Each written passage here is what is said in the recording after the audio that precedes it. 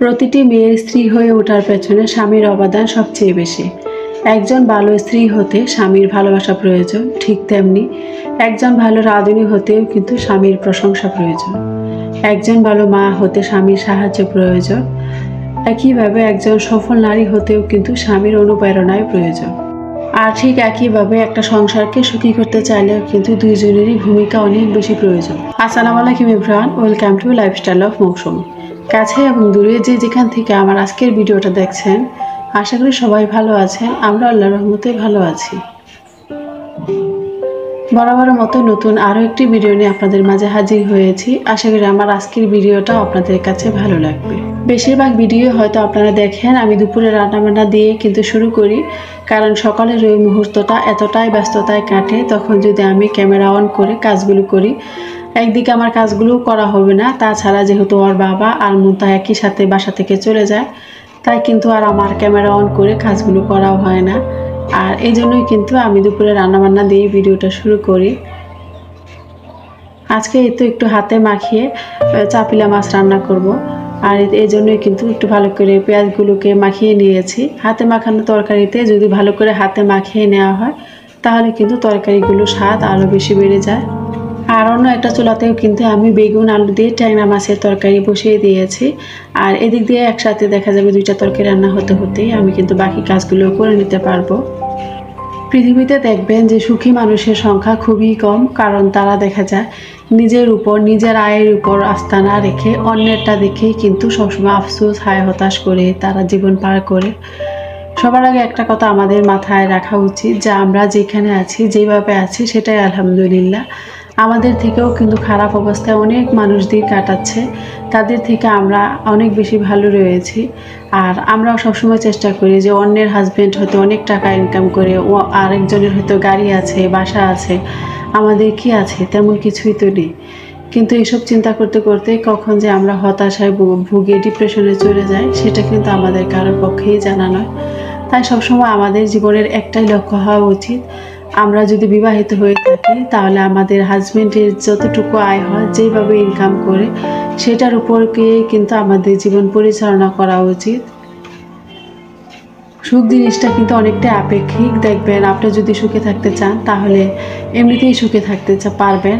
আর যদি মনে করেন যে আপনি আপনার লাইফে যতটুকু আছেন ততটুকুতে সন্তুষ্ট নেই, তখন দেখবেন যে সুখ আপনার কাছ থেকে একা একাই দূরে চলে যাচ্ছে, আর আপনি তিলে তিলে কিন্তু শেষ হয়ে যাবেন। প্রত্যেকের জীবনেরই কিন্তু একটা পাস্ট টাইম থাকে, আর আমরা যদি সেই পাস্টের চিন্তাটাই করি, তাহলে কিন্তু দেখবেন আমাদের প্রেজেন্ট আর ফিউচার একই সাথেই দুইটাই নষ্ট হয়ে যাচ্ছে। আমাদের অতীতে কি হয়েছিল, কি হওয়ার কথা ছিল, আমরা যদি এইসব না ভেবে আমরা বর্তমানে কেমন আছি আর ভবিষ্যতে কীভাবে ভালো থাকা যাবে সেইগুলো নিয়ে চিন্তা করি, তার পেছনে সময় দিই, তাহলে দেখবেন জীবনে এমনিতেই সুখ ধরা দিয়েছে। আমার এই অল্প স্বল্প জ্ঞান থেকে আমি আপনাদের সাথে এই কথাগুলো শেয়ার করলাম। জানি না হয়তো আপনাদের কাছে ভালো লাগবে কিনা। যদি আমার কথাগুলো কিংবা আমার ভিডিওর কোনো অংশ আপনাদের কাছে ভালো লেগে থাকে, তাহলে প্লিজ একটা লাইক দিয়ে কন্টিনিউ করবেন। যারা আমার চ্যানেলে আজকেই নতুন, চাইলে আমার চ্যানেলটিকে সাবস্ক্রাইব করে আমার চ্যানেলের পাশেই থেকে যেতে পারেন। আর যারা এই কাজটি অলরেডি করে ফেলেছেন, আপনাদের অসংখ্য ধন্যবাদ ও ভালোবাসা। আর আমার কথায় বা কাজে কোনো অংশ যদি আপনাদের কাছে খারাপ লেগে যায়, সেটাও কিন্তু অবশ্যই কমেন্টসে বলবেন। আর এই তো এদিক দিয়ে কিন্তু আজকে আমলকির আচারটা বানানো হচ্ছে। এটা কিন্তু আপনাদের বাইয়ার একটা রেসিপি। সে বলছিল যে আজকে আমি আমলকির আচার বানাবো, আর পুরো 2 ঘন্টার জন্য তোমার কিচেনটা আমাকে দিয়ে দাও, আমি ইচ্ছে মতো যেমন পারি তেমনভাবেই কিন্তু আচারটা বানাবো। যদিও সে চায় মাঝে মাঝে কিছু রান্না করার জন্য, আমি দিতে চাই না, কারণ দেখা যায় সে যদি অল্প কিছু রান্না করে পুরো কিচেনটাকে একদম এলোমেলো করে ফেলে। কৌটাগুলো যে জায়গায় থাকার কথা সেই জায়গাতেও থাকেই না, বরং আরও একদম নোংরা হয়ে যায়। তাই সবসময় আমি চেষ্টা করি তার কাজগুলো করে দেওয়ার জন্য। তারপরও আজকে বলছিল যে আমলকির আচার বানাবে, আর এই তো আচারটা কিন্তু বানানো হয়েছে। মাশাআল্লাহ, আচারের কালারটা যেমন সুন্দর হয়েছে, খেতেও কিন্তু অনেক বেশি ভালো লেগেছিল। আর আমলকি তো এমনিতেই স্বাস্থ্যের জন্য অনেক বেশি উপকারী, রুচির জন্য কিন্তু আমলকি অনেক বেশি ভূমিকা পালন করে। আর যদি এভাবে আচার বানিয়ে খাওয়া হয়, তাহলে কিন্তু একসাথে মুখের রুচি আর স্বাদ দুইটাই বেড়ে যাবে। তারপর বিকালে এতে একটা নার্সারিতে এসেছি। আমি আপনাদেরকে আগেও বলেছিলাম যে আমার শিউলি ফুলের জন্য এতটাই খারাপ লাগছিল। আমি পরপর কিন্তু বেশ কয়েকটা নার্সারিতে ঘুরেছি, আর আজকে হয়তো এসেছি গ্রিন মডেল টাউনে। এইখানে দুইটা নার্সারি ছিল, যদিও নার্সারিগুলো অনেক বড় বড় ছিল, তারপরও আমার দুর্ভাগ্য আমি সেখানে গিয়ে কোনো শিউলি গাছ পাইনি। তারা আমাকে বলছিল যদি সপ্তাহ 10 দিন আগে আমি যেতাম তাহলে হয়তো শিউলি গাছও পেতাম, সাথে ফুল তো অবশ্যই পেতাম। আবার বলছে যে আর কিছুদিন পরে আসবেন, তাহলেও হয়তো নতুন করে আবার গাছ নিয়ে আসবো। যদিও আমার এই কথাগুলো শুনে খারাপ লাগছিল, তারপরেও কিন্তু এই গাছগুলো দেখে ভীষণ ভালো লাগছিল। যখনই আমি কোনো নার্সারিতে যাই আমার কিন্তু ভীষণ ভালো লাগে ওই মুহূর্তগুলো। এই দিক দিয়ে দেখছিলাম খুব সুন্দর বাগান বিলাস ফুলগুলো ফুটে রয়েছিল, আর অনেকগুলো কালারেরও কিন্তু ছিল। প্রতিটা বাগান বিলাস গাছে কিন্তু খুব সুন্দর করে ফুল হয়েছে। আর এই জায়গায় একটা অপরাজিতা গাছ ছিল, অপরাজিতা ফুলটাও মাশাআল্লাহ খুব সুন্দর ছিল, অনেকগুলো পাপড়ি সহ ছিল, আর গাছটাও কিন্তু অনেক বেশি ঝোপানো ছিল। তারপর আপনাদের ভাইয়া বলছিল যে আচ্ছা অন্য কোনো গাছ নিয়ে যাও, যেহেতু নার্সারিতে এসেই পড়েছি, অন্য কোনো একটা গাছ নিয়ে যাও তাহলেই তো হলো। কিন্তু আমার তো সেই মন পড়ে আছে শিউলি গাছে, তার জন্য কোনো গাছও নেইনি। ভাবলাম যে শুধু শুধু খরচ করা কি দরকার, যেহেতু মোটামুটি সব গাছগুলো আমার ব্যালকনিতে রয়েছে, আর তাই কিন্তু কোনো গাছই আমার আর কেনা হয়নি। গ্রিন মডেল টাউনের এই জায়গাটা আমার ভীষণ পছন্দের। আমি অনেক আপুদেরও ভিডিওতেও দেখেছি যে আপুরাও কিন্তু বিভিন্ন সময়ে এই জায়গায় এসেছিল।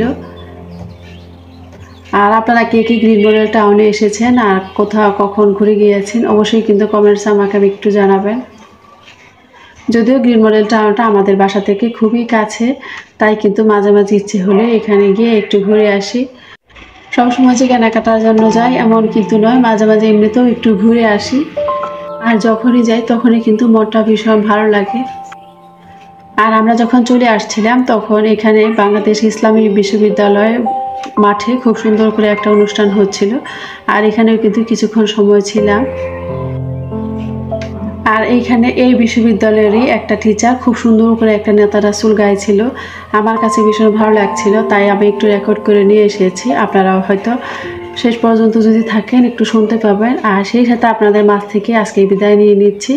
সবাই ভালো থাকবেন, সুস্থ থাকবেন। আল্লাহ হাফেজ, আসসালামু আলাইকুম। মোহাব্বতের তার সুদিনের সাথী তুমি, দুর্দিনেও তার পাশে থাকো কি, আরো কিছু সুন্নাত আছে তুমি জানো কি, জানলেও জীবনে কখনো তা মানো কি, সকল পথ মাড়িয়ে চলা সুন্নাত দাওয়াতে দিলের পাশাপাশি, ইসলাম রাখায় হাতে তলোয়ার।